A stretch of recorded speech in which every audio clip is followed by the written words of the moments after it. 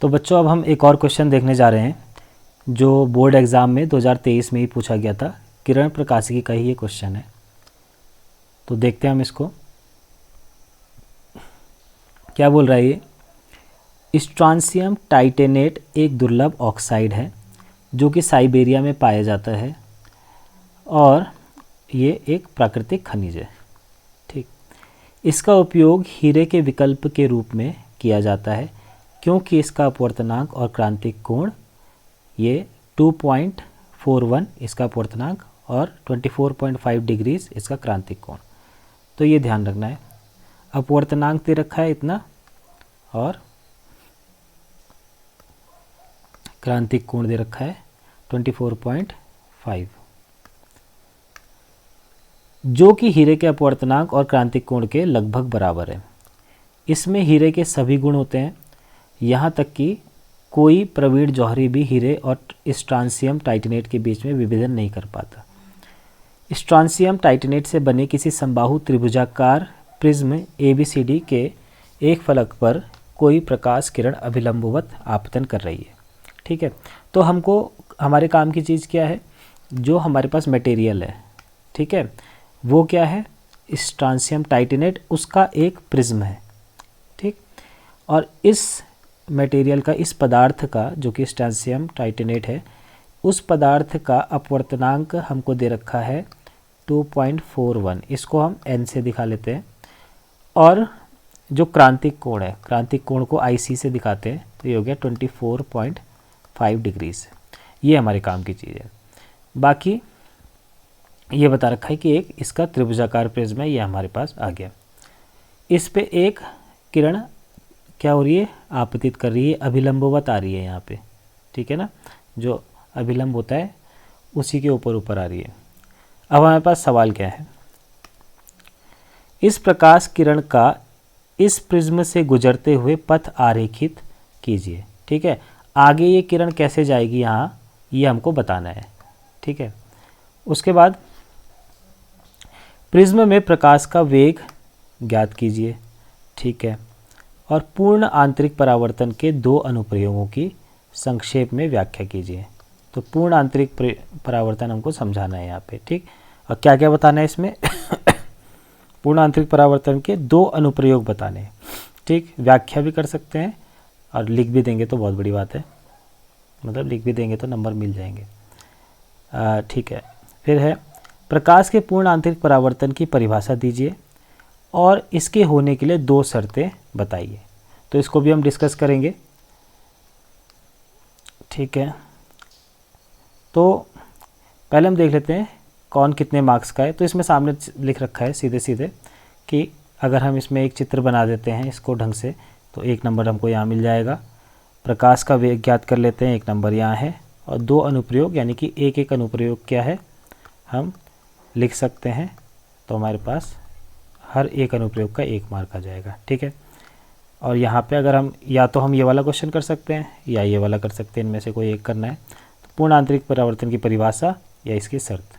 ठीक है, इस प्रकार से ये है। तो कंडीशंस में भी एक कंडीशन का आधा नंबर है, 2 कंडीशन के, तब मिलेंगे फुल मार्क्स।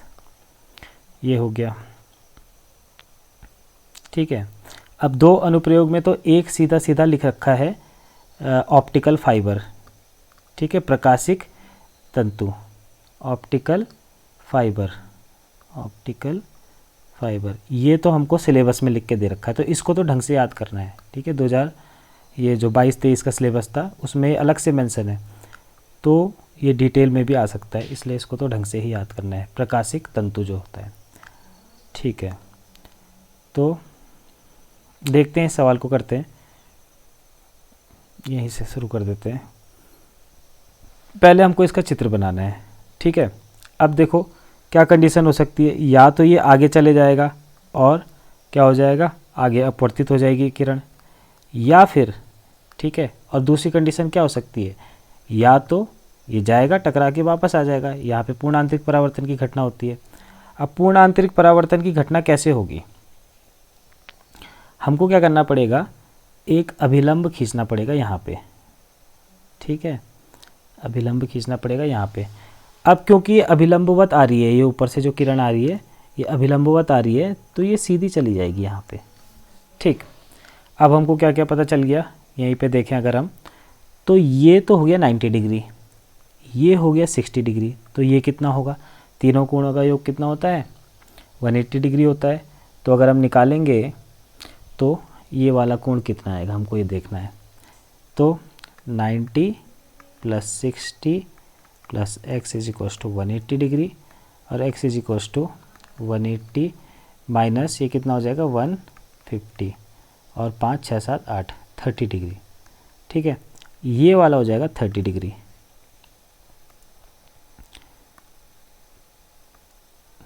ठीक, अब ये वाला 30 डिग्री हो गया। अच्छा, तो ये क्या हो गया,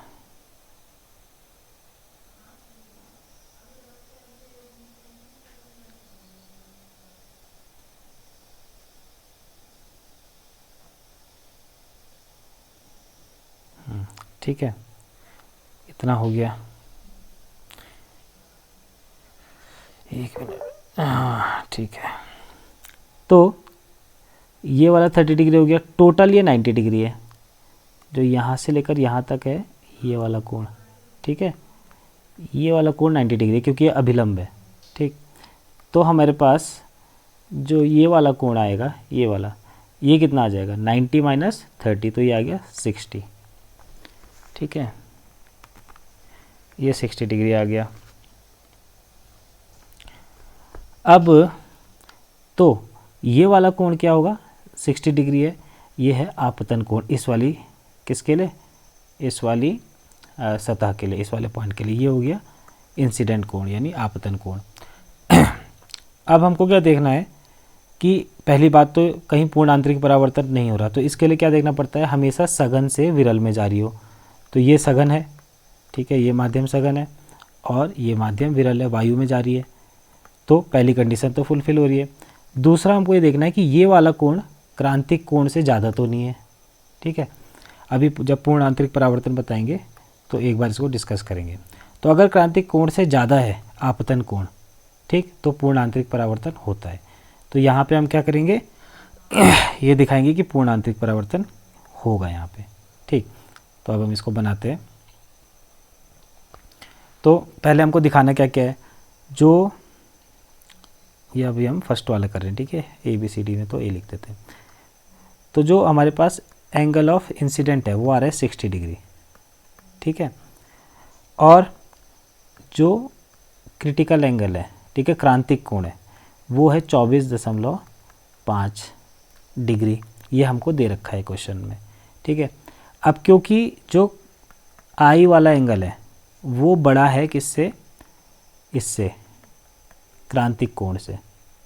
ठीक है, अब बड़ा है यानी कि यहाँ पे क्या होगा, पूर्ण आंतरिक परावर्तन होगा, यहाँ पूर्ण आंतरिक परावर्तन होगा। इंग्लिश में क्या बोलते हैं इसको, TIR, टोटल इंटरनल रिफ्लेक्शन, परावर्तन होगा। तो अब इसका हमको क्या बना देना है, डायग्राम बना देना है। तो डायग्राम कुछ ऐसा बन जाएगा, ये हो गया तुम्हारा प्रिज्म। ठीक है, यहाँ से तुम्हारी क्या आ रही है, आपतित किरण आ रही है, ये 90 डिग्री पे आ रही थी तो सीधी चली गई। ठीक है, यहाँ पे हमने दोबारा से क्या खींच दिया, एक अभिलंब खींच दिया। अब हम ये वाला कोण 60 दिखा रखा है, ये वाला कोण कितना दिखाया, 30 दिखाया था, अभी निकाला था हमने, ये वाला 60 हो जाएगा। ठीक, अब क्योंकि परावर्तन होगा तो परावर्तन में क्या होता है, जितना कोण आपतन कोण होता है उतना ही परावर्तन कोण भी होता है, तो ये भी 60 हो जाएगा। इस तरीके से ये फिगर बन जाएगा, 1 नंबर का चित्र ये बन गया। ठीक, इसके बाद हमको क्या बता रखा है, हमको क्या निकालना है, प्रिज्म में प्रकाश का वेग ज्ञात कीजिए। ठीक है, तो कैसे करते हैं इसका, जो हमारा बी वाला पार्ट है, तो हमारे पास फॉर्मूला क्या होता है रिफ्रैक्टिव इंडेक्स का, यानी कि अपवर्तनांक का। अपवर्तनांक का जो हमारे पास फॉर्मूला होता है वो होता है n = C/V। ठीक है, C जहाँ पे क्या होता है, निर्वात, निर्वात में प्रकाश की चाल है, प्रकाश की चाल। और v क्या है? v है माध्यम में प्रकाश की चाल, प्रकाश की चाल। ठीक है, तो ये हमारा अपवर्तनांक का फॉर्मूला होता है, ठीक, जो प्रकाश के चाल पर वो होता है, निर्भर करता है। तो n is equals to c/v। अब हमको दे रखा है, क्या दे रखा है हमको? हमको पता होता है कि निर्वात में प्रकाश की चाल क्या होती है, ठीक। तो हमको n भी, और साथ में हमको n भी दे रखा है, तो v निकाल लेंगे। तो c क्या होता है? c हो जाता है 3 × 10⁸ मीटर पर सेकेंड। और n हमको दे रखा है ऊपर, ये दे रखा है 2.41। कितना दे रखा है? 2.41। ठीक है, अब इसको क्या करना है? अब इसको सॉल्व कर लेना है। तो तुम्हारे पास, अच्छा फॉर्मूला क्या था? ये था फॉर्मूला। तो v चला जाएगा, v चला जाएगा इधर, n आ जाएगा डिवाइड में। तो v इज इक्वल्स टू हो जाएगा, क्या हो जाएगा? v इज इक्वल्स टू हो जाएगा c/n। c हो जाएगा 3 × 10⁸ 3/2.41 इंटू 10⁸ मीटर पर सेकेंड। इसको सॉल्व करोगे तो ये आ जाएगा 1.24। जब इसको भाग दोगे तो इतना आएगा 10⁸ मीटर पर सेकेंड। ठीक है, अब हमारे पास अगला कौन सा क्वेश्चन बचा? अब हमारे पास है पूर्ण आंतरिक परावर्तन के दो अनुप्रयोग की संक्षेप में व्याख्या करनी है, या फिर पूर्ण आंतरिक परावर्तन की परिभाषा लिखनी है और इसकी दो शर्तें लिखनी है। तो बहुत ही सिंपल सा है। पूर्ण आंतरिक परावर्तन क्या होता है, मतलब पूरा एक साथ बता देता हूँ मैं क्या होता है। देखो, जब भी प्रकाश की किरण, ठीक है, जब भी प्रकाश की किरण क्या करेगी? विरल सघन माध्यम से विरल माध्यम की ओर जाएगी, विरल माध्यम की ओर जाएगी। विरल ये है और सघन ये है। तो तभी ये क्या होगा? और उस कंडीशन में अगर सघन से विरल माध्यम में जा रही है और इस कंडीशन में क्या हो जाए, ये अपवर्तक सतह से टकराकर वापस उसी माध्यम में आ जाए, तो हम इसको पूर्ण आंतरिक परावर्तन कहते हैं। ठीक है, जब प्रकाश की किरण किसी प्रकाशतः सघन माध्यम से विरल माध्यम में जाती है तो अंतरा पृष्ठ, मतलब ये जो बीच का पृष्ठ है, से वापस उसी माध्यम में परावर्तित हो जाती है। तो जो परावर्तित होती है उसे पूर्ण आंतरिक परावर्तन कहते हैं। ठीक है, अब इसमें क्या है, हमको कंडीशंस बतानी है। कंडीशन क्या है? पहली कंडीशन है प्रकाश किरण सघन माध्यम से विरल माध्यम की ओर जाती है। दूसरी कंडीशन क्या है, मतलब ये कंडीशन हमेशा फॉलो होनी चाहिए सघन से विरल में, विरल से सघन में कभी नहीं होगा, ये सघन से विरल में। आपतन कोण I का मान क्रांतिक कोण C से अधिक होना चाहिए। ठीक है, अब क्रांतिक कोण क्या होता है? देखो, पहले हमने क्या किया, किरण आई, परावर्तित हो गई। फिर एक कोण ऐसा होता है, एक कोण ऐसा होता है जिसके लिए जब किरण क्या होगी, अपवर्तित होगी, तो उसका अपवर्तन कोण हो जाता है 90 डिग्री। ठीक है, वो आपतन कोण, वो वाला आपतन कोण, ये जो C से दिखा रखा है यहाँ, जिसके लिए अपवर्तन कोण 90 डिग्री हो जाए, ये तो वो आपतन कोण क्या होता है? क्रांतिक कोण कहलाता है। तो परावर्तन कब होगा? जब क्या हो जाए, आपतन कोण का मान क्रांतिक कोण से अधिक हो जाए। ये क्रांतिक कोण था ना, इससे अधिक वाला जो कोण होगा ये हो जाए, अगर आपतन कोण इससे अधिक हो जाए क्रांतिक कोण से, तो पूर्ण आंतरिक परावर्तन हो जाएगा। ठीक है, तो क्रांतिक कोण क्या है? क्रांतिक कोण वो कोण है जिसके लिए अपवर्तन कोण 90 डिग्री है। ठीक है, और अगर हमारे पास इस क्रांतिक कोण से ज़्यादा का आपतन कोण है, जो भी है हमारे पास आपतन कोण, तब होगा पूर्ण आंतरिक परावर्तन। ठीक है, अब इसका उपयोग क्या है या एप्लीकेशंस? तो एप्लीकेशन है एक प्रकाशिक तंतु, ऑप्टिकल फाइबर, और भी 2-3 इसके क्या हैं उदाहरण है जैसे यहाँ पे, अच्छा यहाँ पे नहीं लिखा, तो इसके उदाहरण क्या क्या हो सकते हैं, जैसे डायमंड हो सकता है, ठीक है, जैसे हीरा, हीरे की जो चमक होती है वो भी पूर्ण आंतरिक परावर्तन के कारण होती है। इसी तरीके से जो मिराज होता है, ठीक है, मृग मरीचिका बोलते हैं हिंदी में, मृग मरीचिका, ये सारी घटनाएं क्या होती हैं, पूर्ण आंतरिक परावर्तन पर आधारित होती है। तो इनके बारे में एक बार आपने देख लेना है। और प्रकाशिक तंतु को स्पेशल दे रखा है उसमें, तो सिलेबस में, तो देख लेते हैं। देखो क्या होता है कि ये दो जो पारदर्शी पदार्थ होते हैं उनसे मिलकर बना होता है। ये एक प्रकार का तार होता है जिसके अंदर हम सिग्नल भेजते हैं, ठीक है, ये तार होता है जिसे सिग्नल भेजते हैं। अब सिग्नल कैसे होंगे, सिग्नल सिग्नल हमेशा प्रकाश के माध्यम, ठीक है, जो लाइट रे होगी वही सिग्नल बन के इसमें जाएगी।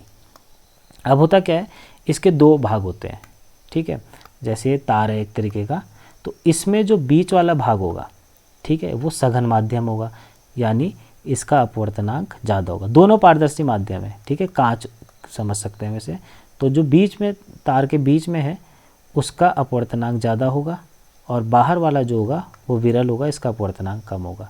तो प्रकाश की किरण क्या होती है, अंदर ही अंदर टकरा टकरा के आगे चली जाती है, ठीक है, इसको आप डिटेल में देख लेना। तो ये एक और सवाल हो गया।